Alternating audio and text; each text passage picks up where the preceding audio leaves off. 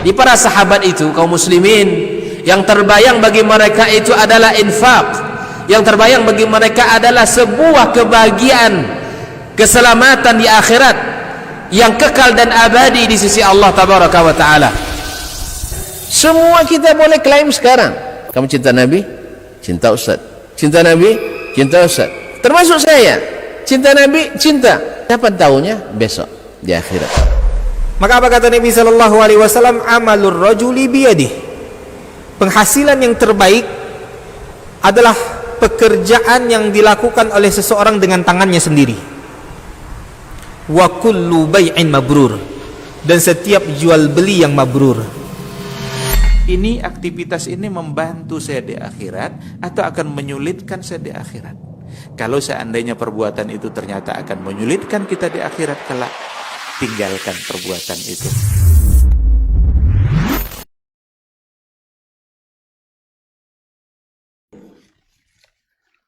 Wa asyhadu anna Muhammadan abduhu wa rasuluhu as-sadiqul amin sallallahu alaihi wa ala alihi at-tayyibin wa azwajihi at-tahirati ummahatil mu'minin wa ashabihi al-abrar al-ghurril mayamin wa man tabi'ahum bi ihsanin ila yawmin yamtazu fihi ashabus shimali an ashabil yamin. Amma ba'du, fa usi nafsi wa iyyakum ayyuhal muslimun bitaqwallahi azza wa jal, fa innahu qad fazal muttaqun. Ya ayyuhalladzina amanu ittaqullaha haqqa tuqatih wa la tamutunna illa wa antum muslimun.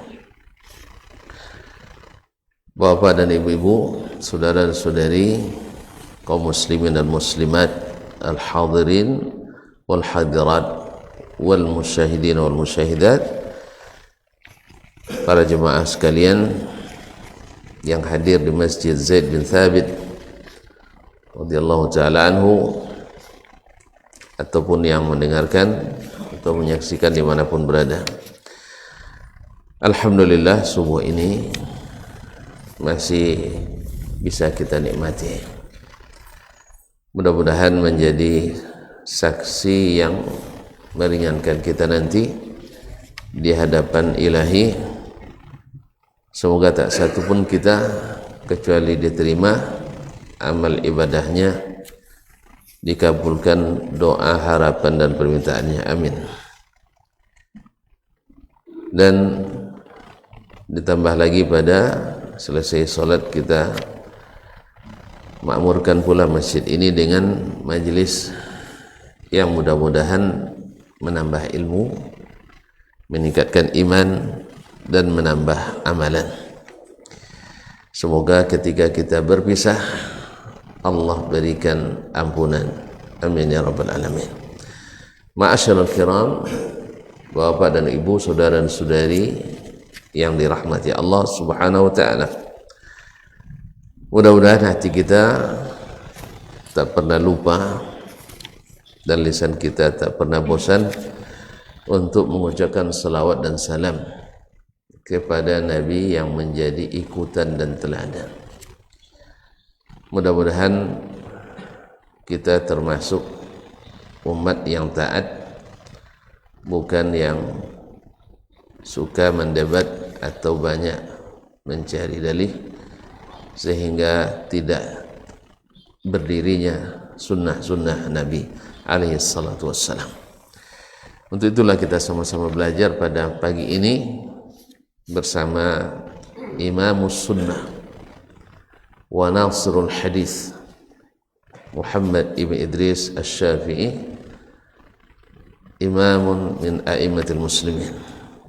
Belajar kita dengan Imam Asy-Syafi'i rahimahullah, merupakan Imamus Sunnah yang bergelar Nasrul Hadis, penolong hadis. Mudah-mudahan Allah jadikan kita memahami ilmunya dan mencintainya, amin ya rabbal alamin. Ma'asyir kiram, masih dari bab ma abanallahu li khalqihi min fardihi ala rasuli ittiba'a ma auha ilaih.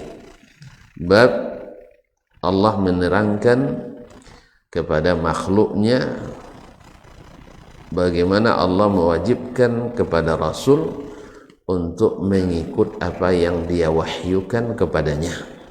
Jadi Nabi tidak mengikut keinginannya, apalagi keinginan masyarakat sekitarnya.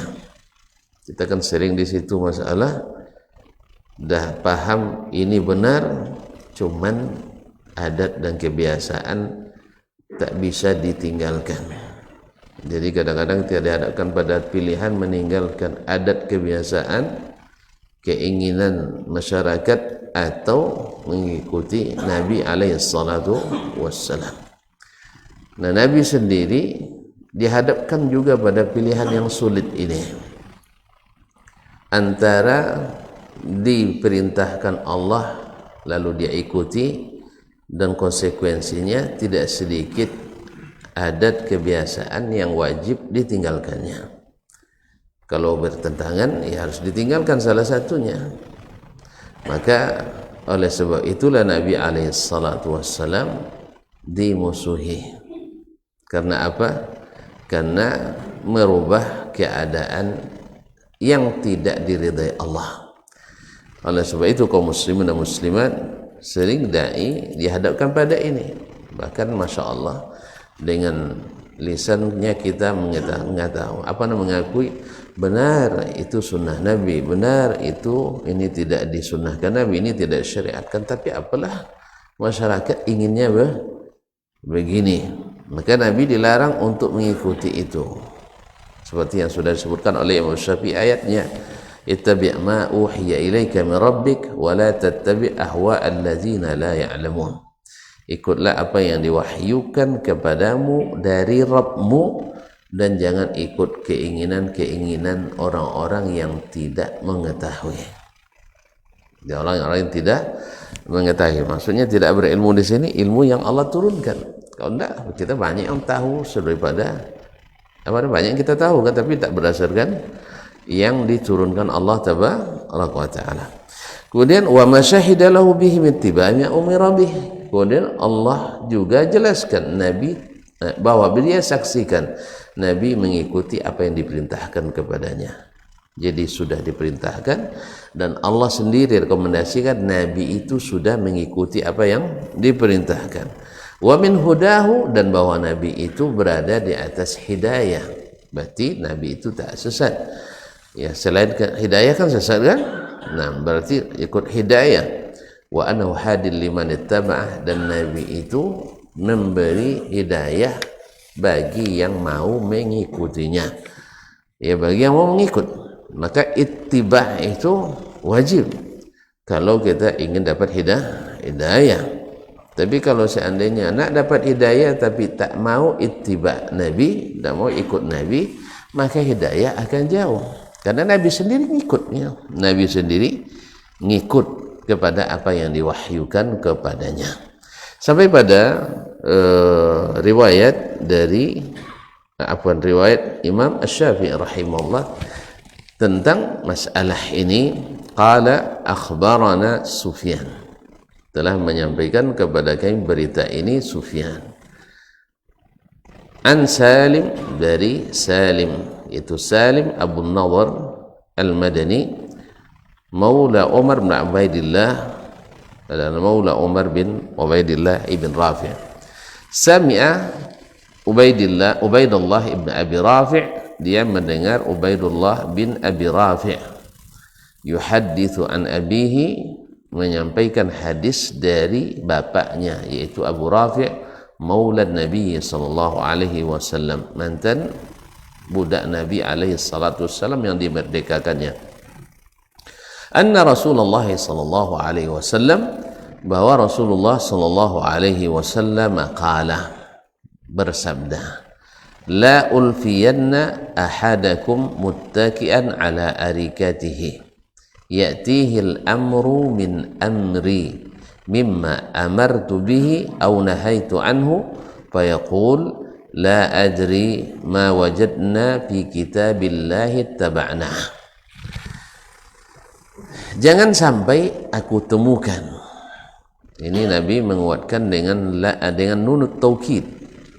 Nun taukid, la ulfiyanna, jangan sampai aku temukan ahadakum, seseorang dari kalian, berarti umat Islam, dari umat Islam sendiri, muttaki'an ala arikatihi, sambil bersandar di atas sopanya, ya'tihil amru min amri, datang kepadanya perintah di antara perintahku, mimma amartu bihi, yaitu yang aku perintahkan melakukannya, au nahaitu anhu, atau aku larang melakukannya. Fayaqul, lalu dia menjawab, la adri, ini saya tidak mau tahu, ma wajadna fi kitabillahi ittaba'na, yang ada dalam Al-Quran, kitabullah, itu yang kami ikuti. Seolah-olah baginya hadis Nabi SAW tidaklah diperlukan. Jadi jangan sampai ada, jangan sampai ada.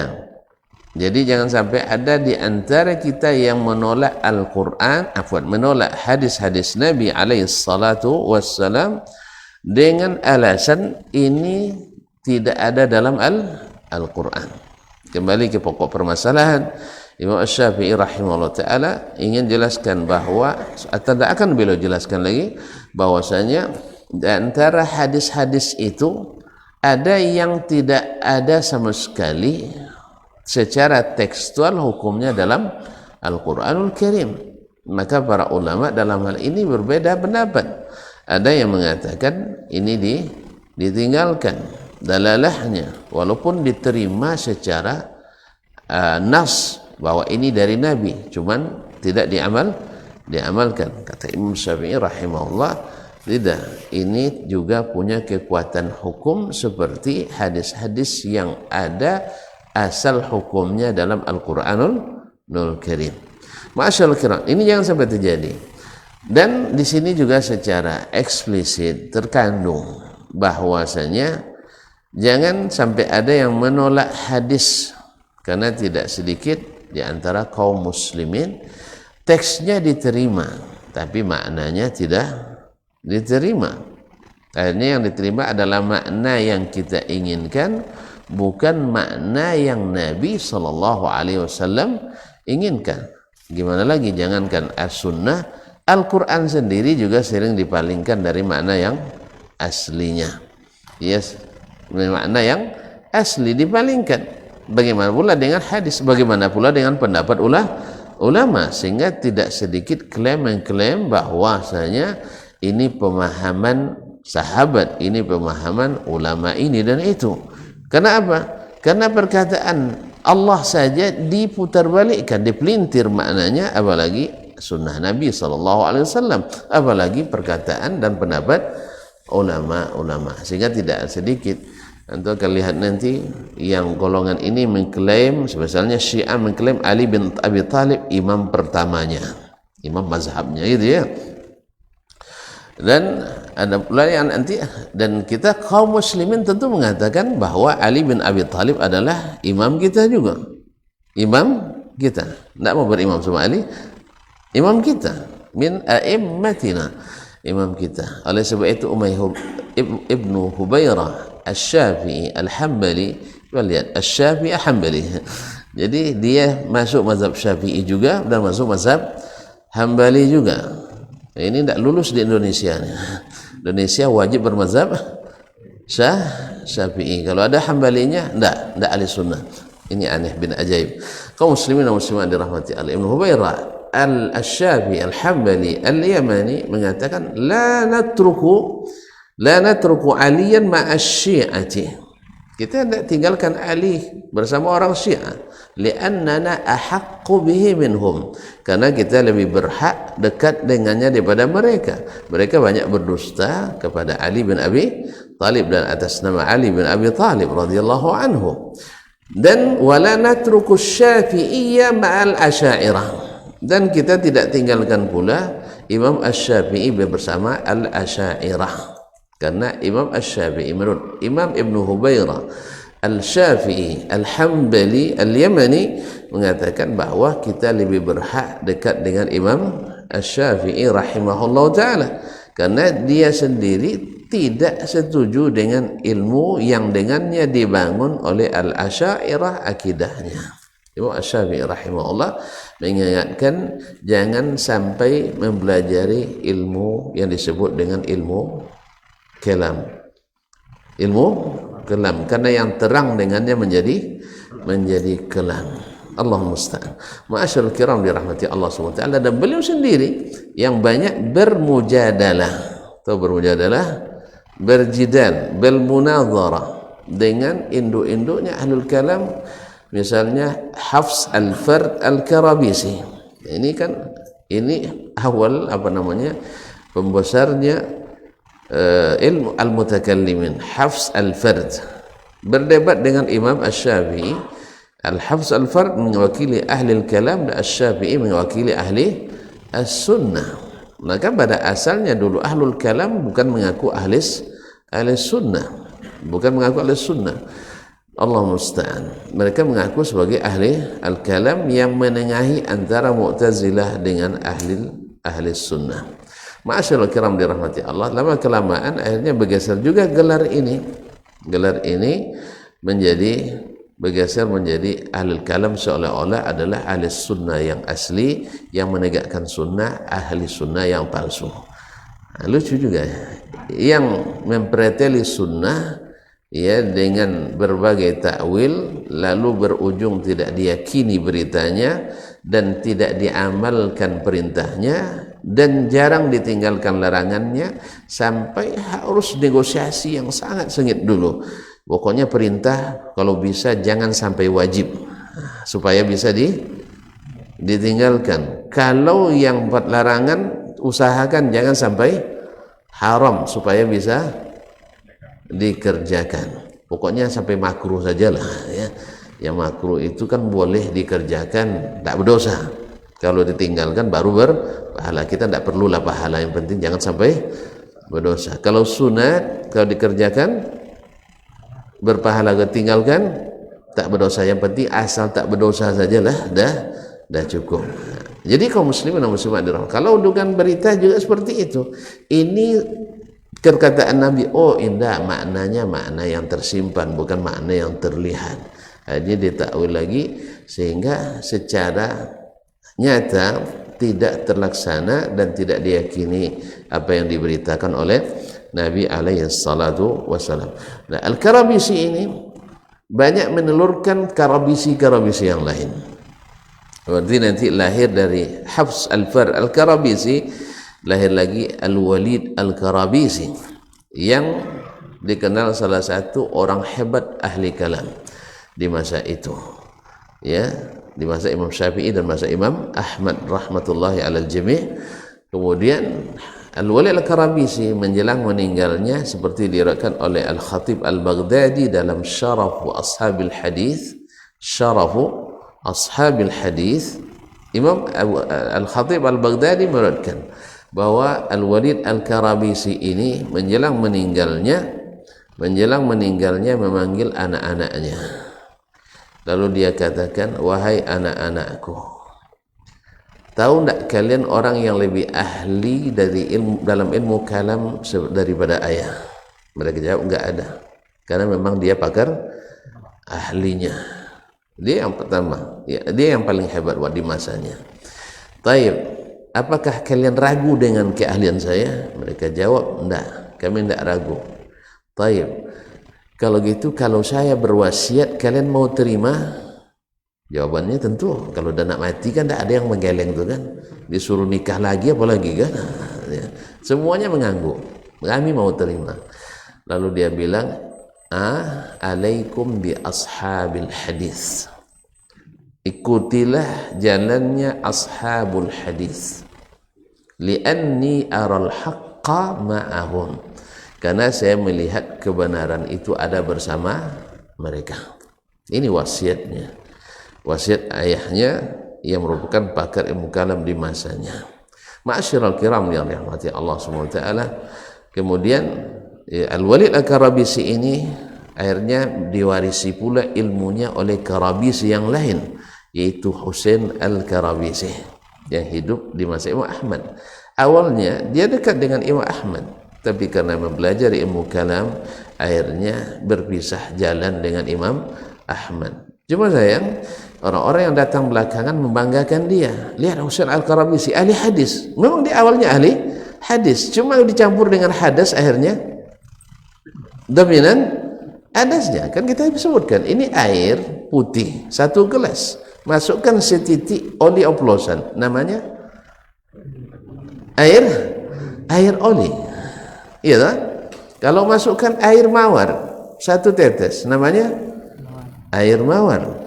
Masukkan alkohol setetes, berubah jadi air alkohol. Makanya kaum muslimin dan muslimat dirahmati Allah, akhirnya dia ditinggalkan oleh Imam Ahmad, dan Imam Ahmad melarang murid-muridnya mendekatinya. Cuman sekarang ada yang mengatakan ini produk Imam Ahmad, ini produk Imam Syafi'i. Dia lupa di mana murid-murid Imam Ahmad yang ratusan bahkan ribuan, di mana murid-murid Imam Syafi'i yang lain yang ratusan yang tidak mengikuti cara Husain Al-Qarabisi tersebut, sehingga dinisbatkanlah Husain Al-Qarabisi bersambung sanadnya ke Imam Syafi'i, bersambung sanadnya kepada Imam Ahmad bin Hanbal, padahal dari ratusan itu ini satu yang ganjil. Terus suka yang ganjil-ganjil ya, suka yang ganjil yang aneh-aneh, yang penting sepakat sama kita. Lalu dinisbatkan kepada Imam Ahmad, bersambung sanadnya. Ahmad kan bersambung sanadnya ke Rasulullah sallallahu alaihi wasallam. Di mana murid Imam Ahmad? Abdullah bin Ahmad, Salih bin Ahmad, Al-Khallal dan Asy-Syafi'i dan lain-lainnya. Kemana mereka?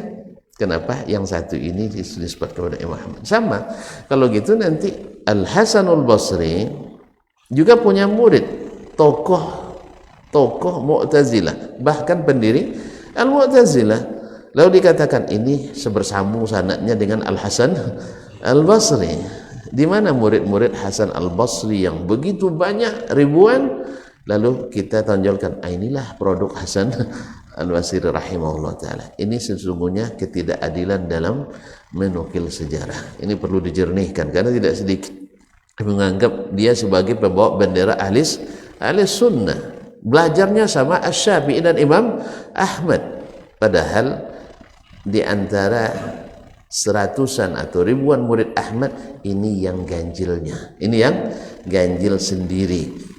Ya tuan-tuan suka yang ganjil-ganjil memang ya. Lalu disebutkan kepada Imam Ahmad rahimahullah ta'ala. Baiklah kaum muslimin dan muslimat, jangan sampai aku temukan seseorang nanti sambil duduk di atas sopanya, lalu dia datang kepadanya perintah di antara perintahku, lalu dia jawab Al-Quran lebih tinggi, Al-Quran sudah lengkap, maka kami tidak tahu ini, yang penting Al-Quran kami ikuti.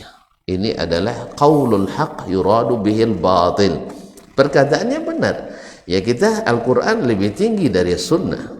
Kan sering juga kita dengar ketika kita banyak menyebut sunnah terus ya, akhirnya tukang sunat kita jadi. Allah musta'an. Kaum muslimin dan muslimat, bukan seolah-olah sunnah lebih tinggi dari hadis. Enggak. Sunnah lebih tinggi dari Al-Quran. Bukan.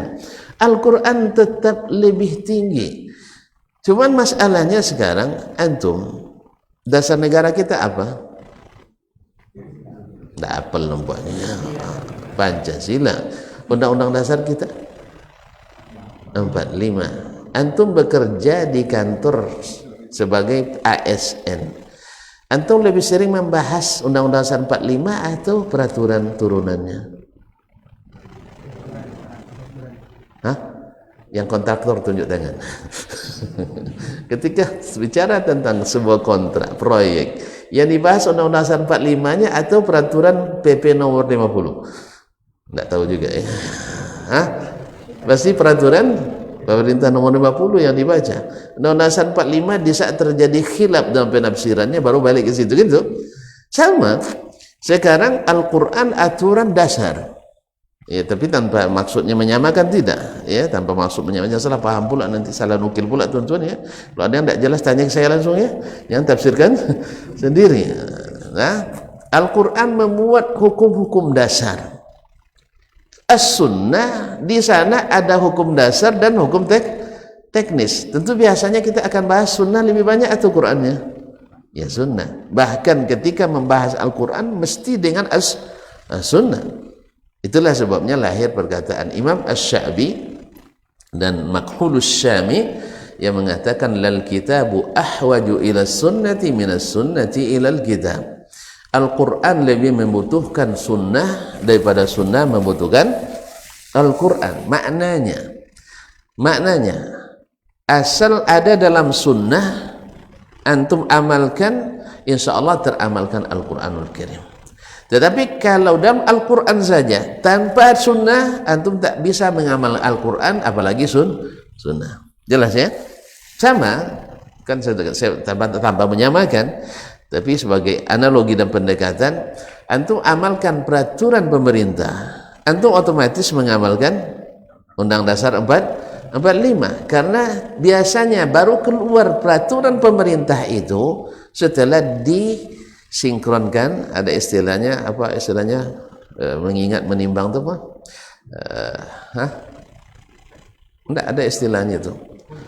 Konsiderasi hukumnya ya, harus ada itu dulu, baru turunan-turunan di bawahnya mengikut. Jadi tidak usah lagi kenapa tidak bahas Undang-Undang 45, itu ketika terjadi khilaf kita dalam penafsiran, baru kembali ke Pancasila dan Undang-Undang Dasar 45. Bukan itu yang dibahas setiap hari, betul kan? Jelas? Karena aturan pelaksanaan itu lebih banyak kita lebih banyak kita bahas dari aturan umum. Saya kira pendekatan ini boleh dipakai ini enggak? Kalau bikin masalah kita tinggalkan aja. Ya, kalau bikin masalah ini mohon maaf, kita kadang-kadang kalau salah bicara, orang cari yang salah itu bukan yang betul ya. Iya, orang suka cari yang salahnya itu. Padahal seperti kata Ibnu Sirin, zulmuka li akhik an tazkura syarra ma indah wa taktumu khairah. Adalah zalim kepada saudaramu, engkau cari-cari yang terburuk daripadanya, kebaikannya selama ini kau tinggalkan, kau sembunyikan. Mustahil lah selama kita belajar ini tidak ada yang baik dari dasmannya. Ya, tidak pernah antum ikut menyebarkannya, nge-share-nya. Nih nampak tuh kan? Nampak ya? Ini baik, tidak di-share. Pas ada satu, kemarin dia ada langsung di-share. Ini zalim ya, walaupun hak yang antum katakan, walaupun benar yang antum katakan. Kenapa? Mencari yang terburuk lalu di-sharekan, apalagi dengan niat memprovokasi umat. Jangan sampai dekat-dekat. Allah musta'an. Jangan buat bahaya. Sebanyak itu kebaikan antum tak pernah ikut menyebarkan. Pas ada keburukan yang belum tentu buruk karena antum yang menafsirkan buruk, lalu diinikan. Jadi kalau ada masalah ya kasih tahu ya, nanti saya cabut lagi insyaallah taala. Kaum muslimin dan muslimat. Jadi sunnah itu lebih banyak mengatur teknis daripada Al-Quran. Nah, Imam Syafi'i sudah jelaskan ini kemarin. Ya, ketika membagi Al-Quranul Karim, ayat-ayat keterangan Allah dalam Al-Quranul Karim, ada yang bersifat tekstual lalu sunnah menguatkan, ada bersifat mujmal lalu Al-Quran menjelaskan, ya tak? Ada yang sama sekali hukumnya tak ada Al-Quran lalu ada tersendiri dalam As-Sunnah An-Nabawiyah. Qala Sufyan, berkata Sufyan, siapa tadi? Sufyan ibn Uyainah, guru Imam Asy-Syafi'i dan juga gurunya Imam Ahmad, guru Imam Syafi'i dan guru Imam Ahmad. Jadi di sini dia seangkatan ini, seangkatan. Dan ini bisa saja terjadi. Saya dengan sebagian guru saya di Madinah seguru juga, ya, tapi tidak mengurangi hormat kita pada guru kita. Imam Ahmad berguru pada Sufyan ibn Uyainah, sebagaimana gurunya Asy-Syafi'i. Guru Imam Ahmad kan Asy-Syafi'i, berguru juga pada Sufyan bin Uyainah. Saya misalnya di Madinah, guru saya Syanu, murid daripada guru saya lagi. Ya, kalau dalam hadis misalnya Syekh Abdul Muhsin Al-Abbad Al-Badr, yaitu guru guru besar hadis di Madinah, ya, yang majelisnya ma'ruf di Masjid Nabawi. Ya, alhamdulillah kami menamatkan Sunan Nasa'i bersama beliau selama 3,5 tahun, dan dalam sepekan hanya 5 hari. Tentu sekali sebulan, ini sering sekali Ustaz Dasmani ngisi. Ya, kami hanya Sekali sepekan itu 5 hari. Ya, sepekan 5 hari bertamat 3 tahun setengah. Tamat 1 kitab sunan. Anak saya kecuali sebagian juz pertama kami datang terlambat. Nah, masyaallah kiram dirahmati Allah. Murid-muridnya banyak yang guru saya. Banyak. Mungkin sebagian besar guru saya murid beliau. Jadi di sini kita seguru dengannya. Sebagaimana misalnya Syekh Atiyah Muhammad Salim Faqihul Madinah di zamannya, dia juga murid-muridnya guru-guru saya. Sudah profesor pula murid-muridnya. Jadi ini biasa. Jadi Imam Asy-Syafi'i berguru pada Sufyan bin Uyainah. Ahmad berguru pada Sufyan bin Uyainah dan pada Imam Asy-Syafi'i rahmatullahi taala alaih. Maka betullah kata Imam Al-Bukhari rahimahullah, la yakunul muhadditsu kamilan. Seorang yang ahli hadis takkan sempurna ilmunya hatta ya'khudha mimman huwa fawqahu, sampai dia mengambil dari orang yang lebih tinggi daripadanya, wa mimman huwa mithluhu, dan yang seangkatan dengannya, wa mimman huwa dunahu, dan dari orang yang di bawah ilmu daripadanya. Jadi kita tidak ada istilah dalam ilmu, tidak ada istilah asal senior harus didengar terus, junior tak boleh didengar. Ini keliru. Ada senior junior, ada memang, cuman ada yang kita dapatkan di junior tak dapat pada senior. Guru kami Syekh Anis Tahir Al-Indonesi hafizahullah taala sering mengulang-ulang dalam kuliahnya, rubbama tajidu fil nahri ma la tajidu fil bahri. Bisa saja kau dapatkan di sungai yang kecil apa yang tak kau dapatkan di lautan yang luas. Betul kan? Ya, maksud misalnya contoh, ikan kopi itu nggak ada di Selat Melaka, nggak ada. Yang ada di Sungai Kampar. Apalagi kopi tidak batulang. Itu hanya ada di Kuo, ya kan? Belajar kita sama orang Kuo itu. Ya sebanyak ini orang yang ada di Sungai Kampar ini belum berhasil menemukan kopi tidak batulang kecuali orang Kuo. Ini catat tuh dalam Guinness Book kita. Nah, dalam museum Muri ya. Nah, kopi tidak batulang. Ikan apa lagi? Baung gitu. Ini juga tidak ada di Arab Saudi. Ya, tidak ada, mungkin di sungai lain pun payah dicari. Kalau kawan-kawan di Jawa, katanya Jawa nggak ada baung kan? Ada baung. Sudah dibudidayakan. Aslinya enggak. Aslinya nggak ada. Jadi kaum muslimin dan muslimat, rubbama tajidu fil nahri ma la tajidu fil bahri. Barangkali kau dapatkan di sungai sesuatu yang tak kau dapatkan di lautan yang luas. Maka oleh itu Imam Ahmad ketika berangkat dari Baghdad pergi ke Yaman menemui Abdul Razzaq As-San'ani, penulis Al-Musannaf. Lalu dari Yaman dia berniat ke Makkah mencari ilmu dari Sufyan bin Uyainah. Di kesempatan yang sama bertemu pula dengan Imam Asy-Syafi'i punya majelis di Makkah. Akhirnya dia pindah ke majelis Imam Asy-Syafi'i. Yahya bin Ma'in, teman sejawatnya yang kemana pergi selalu ikut, karena Yahya bin Ma'in ini di samping talibul ilmi yang mujtahid, duitnya banyak. Jadi kita boleh teman sama yang ya numpang aja kan, tidak apa-apa, duitnya banyak kan, tidak masalah. Ada untuk ilmu kan tidak apa-apa kan, nempel aja sama dia. Ya kita tidak punya mobil, dia punya mobil, ngaji besok bang, ya gitu aja terus senang. Habis itu diajaknya sarapan. Allah musta'an. Ini bikin malu kita jadinya Ustaz ya.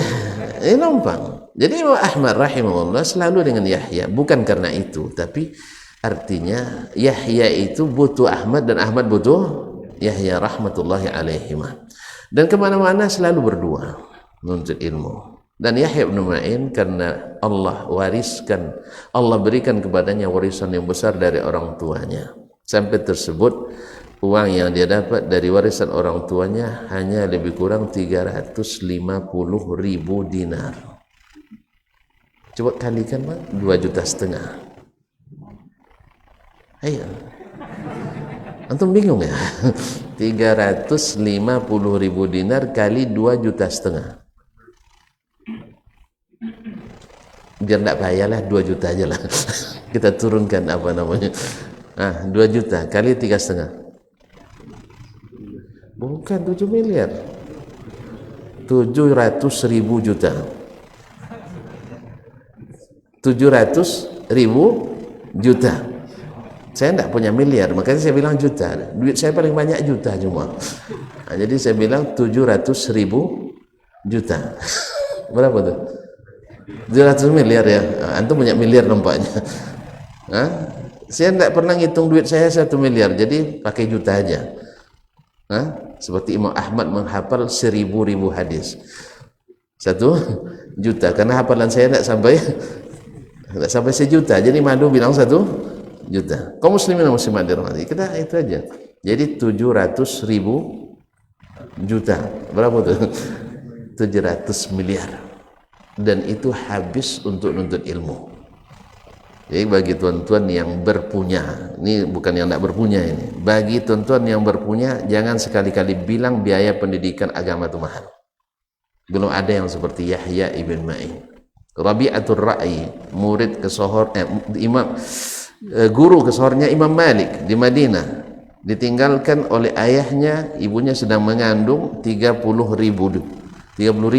tidak 300 ya, 30, pergi murawadah di perbatasan, berjihad di perbatasan, tidak pulang-pulang sampai anaknya bujang, tapi bujang sudah penuh dengan ilmu. Ketika pulang sampai di rumahnya, ya pas ketemu masuk rumah kan dipukul sama anaknya sendiri. Ini tamu siapa ini? Lalu dia bilang, saya pemilik rumah ini. Tidak ada, ayah saya sudah lama meninggal katanya. Akhirnya terlihat oleh ibunya, oh betul itu ayahmu, itu ayahmu. Tidak lama, akhirnya dia nanya, tentu biasalah suami nanya uang yang begitu banyak kan tidak habis itu. Kalau 30.000 berapa miliar?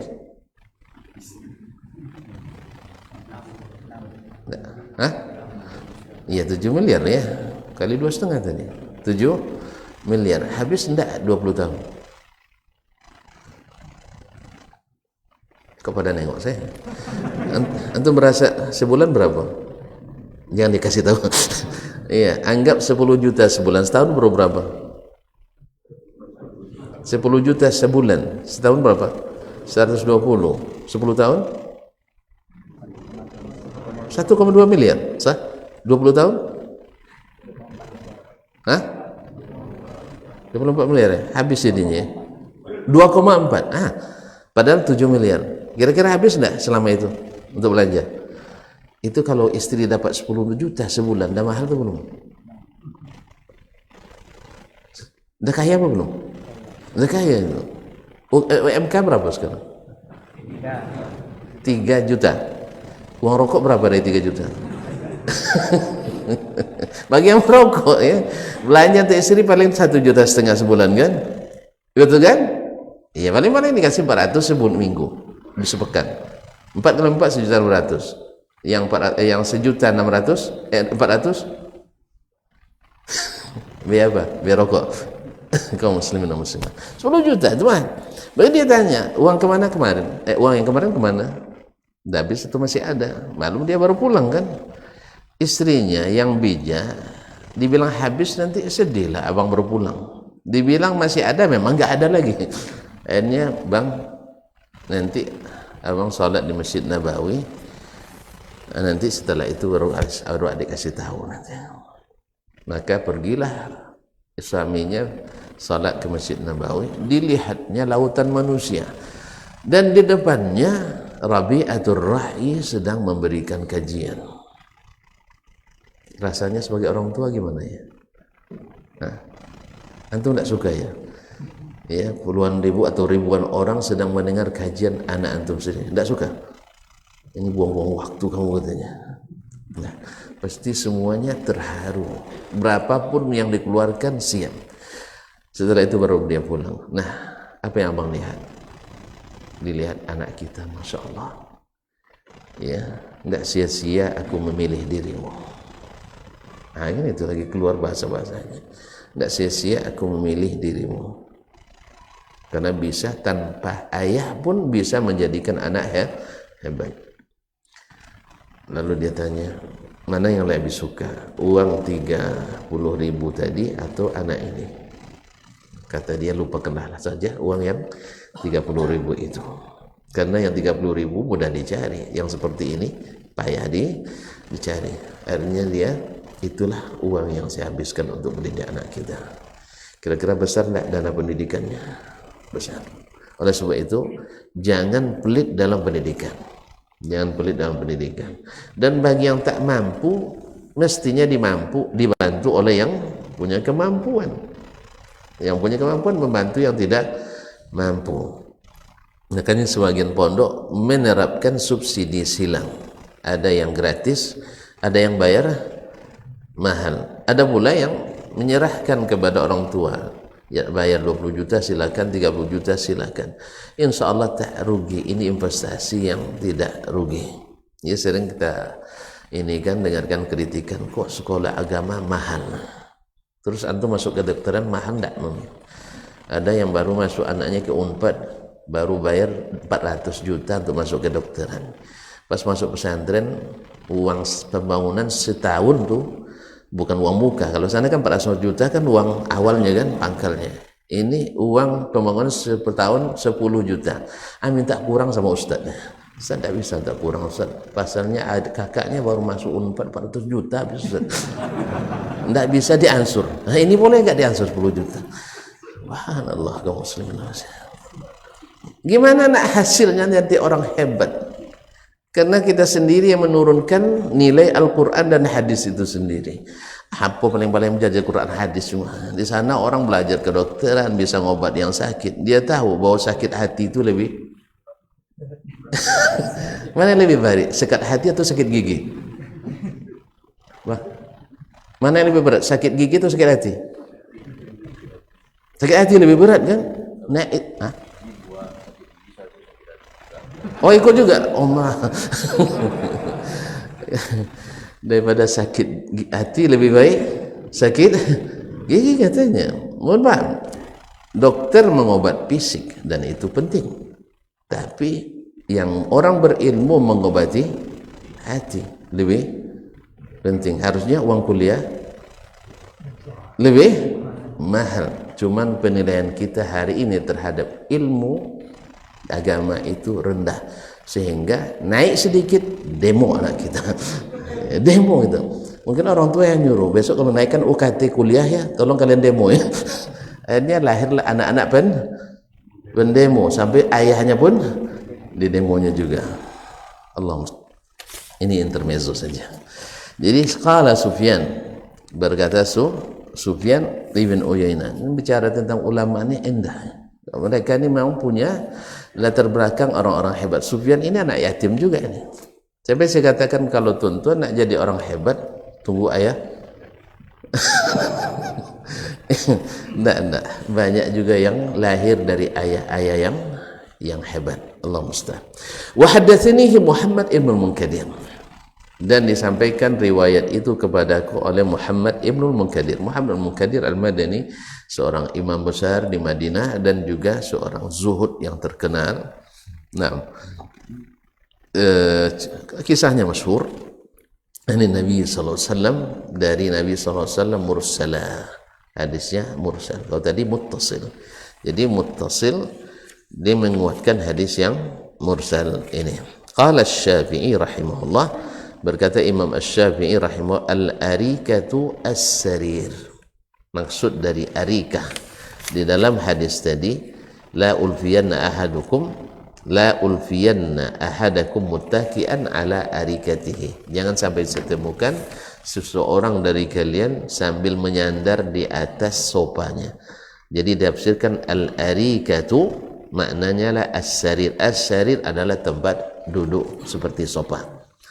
Dan ini arikah ini ada alal araiki yanzurun. Penduduk surga itu nanti duduk sambil menyaksikan di atas sofa-sofa yang empuk dan mewah.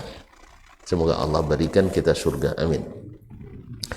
Wa sunnah Rasulullah sallallahu alaihi wasallam ma'a kitabillah wajhan.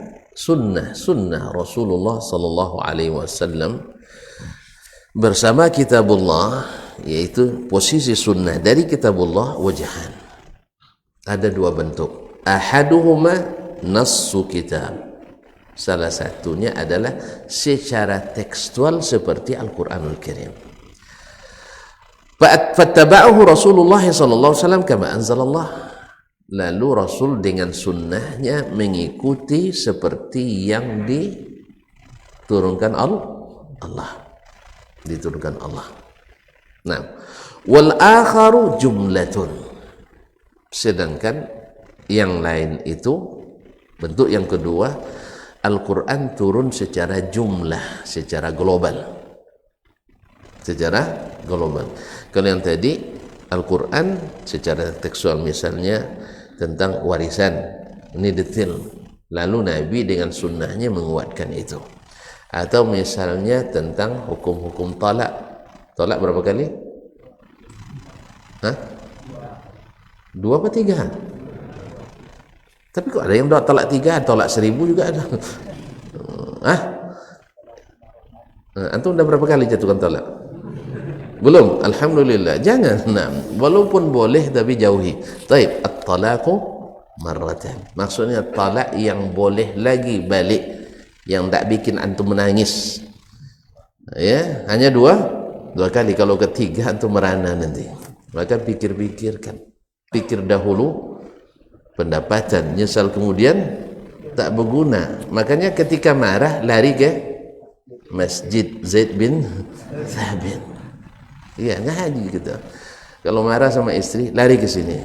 Ya, biar tidak jatuh talaknya. Sebab kadang-kadang kita kan suka memerintah, istri suka membantah. Jadilah, lama-lama di rumah nanti keluarlah kata, caraikan dia kan. Jangan kan carai saat 3, talak 10 dan baik kalinya kan, 1000 dia baik. Allah musta'an. Makanya bila marah pulang ke rumah Allah, insya Allah Allah berikan ketenangan. Nanti kalau dia telepon, insya Allah nyesal dia nanti itu. Lalu dia telepon, abang kemana? Nah, gitu itu, abang ke mana? Dia mulai lembut dia. Antum jawab dengan lirih pula, abang sedang menangis di masjid. Aduh, pulanglah bang. Tapi coba kalau ditanya, abang kemana? Di rumah mak. Dah berdebu hatinya. Jangan-jangan ada cerita tentang saya di rumah mak. Akhirnya dia telepon pulang, mak sini mak, ada cerita baru. Akhirnya belagu cerita menantu semua. Nah, jadi perang pula mak sama mak lagi. Nanti habis itu teleponnya, anak kamu tuh ajarlah dikit katanya. Ajar dikit berarti tidak pernah diajar gitu. Berarti kan kurang ajar tuh kan. Bahasanya ajar dikit berarti masih kurang ajar, bahaya. Akhirnya nanti yang satu jawab pula, kamu tuh yang perlu belajar dulu kan, tidak pandai jadi orang tua gitu, dan seterusnya. Jadi kaum muslimin dan muslimat dirahmati Allah, Nabi mengikutkan apa yang Allah turunkan tentang talak 2 kali, talak ketiga selamat bersedih. Jarang yang tak nyesal talak 3. Iya Pak? Iya kan? Pengalaman enggak kan? Alhamdulillah. Tidak usah berpengalaman masalah ini. Ini pengalaman pahit nih Pak. Ya, kalau bisa jangan sampai menjatuhkan talak. Biar dia sendiri yang khulu. Tidak usah juga. Alhamdulillah. Kaum muslimin dan muslimat dirahmati Allah SWT. Wa sunanu rasulillahi ma'a kitabillahi wajahan. Yaitu tekstual Al-Quran, sunnah menguatkan. Lalu Nabi mengikutinya seperti yang Allah turunkan. Yang kedua, jumlah secara global. Bayyana Rasulullah SAW anillah. Rasulullah SAW menjelaskan dari Allah makna ma arada bil jumlah. Apa yang Allah inginkan dari makna global tadi secara terperinci. Wa awdaha kaifa faradaha. Kemudian Nabi menjelaskan pula bagaimana Allah memfardukan ini, aman atau khasan, berlaku umum atau bersifat khusus. Makanya kaum muslimin dan muslimat mencari tafsir Al-Quran itu memang harus ke sunnah dulu, mengaskan ke sunnah dulu. Jangan tafsir Al-Quran dengan akal dulu, baru itu setelah itu tengok sunnah. Oh, bertentangan tafsir kita sama Nabi, akan kita tidak semazhab sama ya seolah-olah begitu. Ya, ada Al-Quran, ya kita pahami sendiri di Al-Quran. Lalu selepas itu baru kita kembali ke sunnah. Ternyata sunnah tak mengamalkan itu, baik perkataan Nabi atau perbuatan Nabi atau takrir Nabi, tidak diamalkan. Oh, kita sudah terlanjur memahami, masyarakat sudah terlanjur mengikuti. Oh, kalau gitu tidak apa-apalah, kan tak semua yang tak dilakukan Nabi mesti kita tinggalkan. Akhirnya mungkin mazhab Nabi dalam hal ini beda sama mazhab kita. Ini bahasa lisanul halnya. Lisanul halnya. Ya kalau saya buat contoh nanti lama lagi waktu dah habis, saya tonton dah mau pergi. Iya. Kita tutup aja. Kok tidak ada jawaban? Tuan-tuan memang kayak anak perawan itu. Ditanya mau enggak? Tak mau juga enggak menggeleng gitu. Ngangguk tidak, menggeleng tidak. Untung Nabi bilang diamnya tanda setuju. Jadi kalau saya bilang mau pulang antum diam berarti setuju pun. Iya, itu laki-laki berani lah dikit. Nah, kalau mau pulang bilang aja terus terang, udahlah Ustaz. Ini udah pada diam. Oke, saya lanjutkan. Ya, karena laki-laki tidak terima diamnya. Wa kaifa arada ay ya'tiya bihil ibad. Dan Nabi jelaskan pula bagaimana Allah inginkan dari hamba-hambanya. Wa kilahum ittaba'a fihi kitab Allah. Dalam kedua keadaan Nabi ikut kitab Allah. Oleh itu kaum muslimin dan muslimat dirahmati Allah, maka sebelum antum menafsirkan Al-Quran sendiri, minta Nabi dulu menafsirkannya. Supaya apa? Supaya tak salah amalkan nanti lalu diikuti, susah untuk mencabut dan menganulir kembali. Apalagi sudah berkaitan dengan masalah keyakinan. Masalah keyakinan yang paling payah itu merubah keyakinan orang. Berubah keyakinan orang. Allah musta'an. Kalau dia sudah menganggap itu baik dan menganggap itu adalah benar, susah untuk dibawa ke yang benar. Karena tak satu pun kita yang tersalah menyadari kita berbuat salah. Dan apalagi bila yang bersalah itu yang dominan, pasti alasan kita tidak mungkin sebanyak ini ulama salah. Masa ulama yang sikit itu yang benar. Inilah kaedah dulu yang dipakai oleh orang-orang yang menentang Nabi SAW. Masa sebanyak ini kamu hanya sedikit pengikutnya, hamba sahaya pula yang banyak, lebih benar dari kami yang cerdas-cerdas, yang kuat-kuat, yang turun-temurun, jadi pemimpin kaya. Masuk kaya juga ya, Masya Allah. Yang kaya-kaya, yang istrinya banyak-banyak. Nah, mereka bangga dengan itu. Ya, orang sebanyak ini tidak mungkin salah. Padahal Allah selalu menyebut kebanyakan manusia la yafqahun, tidak paham. Kebanyakan manusia la yaqilun, tidak memikirkan. Kebanyakan manusia la ya'lamun, tidak berilmu. Ya, kita bisa saja lihat keadaan hari ini. Kebanyakan umat Islam berilmu tentang Islam atau tidak? Hah? Enggak, saya absen nanti. Mana yang lebih banyak? Yang ngaji atau yang tidak ngaji?